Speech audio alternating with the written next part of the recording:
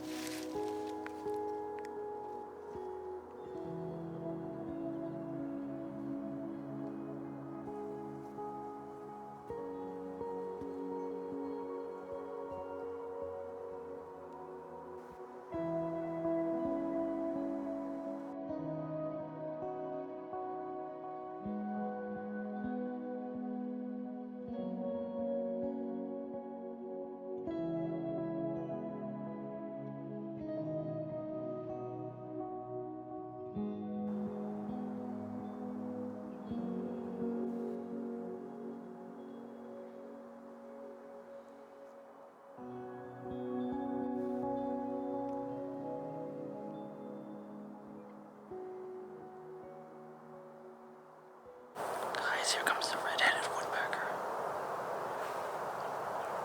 He's got a northern flicker with him too. Oh man, here we go, guys.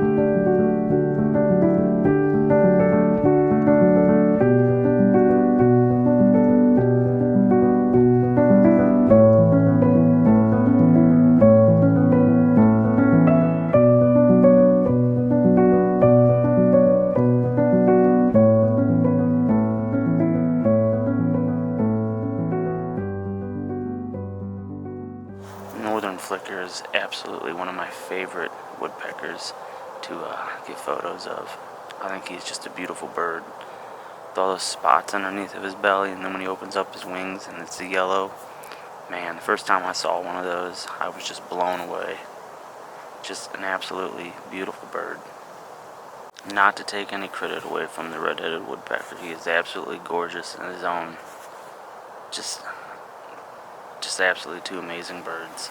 Just a fun fact about the red-headed woodpecker, they're known to be some of the best fly catchers out of the woodpecker family, so that's pretty cool. They also like to store their food in the bark of the trees. In the northern flicker, a fun fact here, they like to use old cavities of like other birds. So I guess they basically, whoever just leaves their nest, the flicker will come in and use it. So you don't have to do any work. It's pretty smart. And the northern flicker has also been known to store at least up to 5,000 ants in its stomach. That's pretty wild.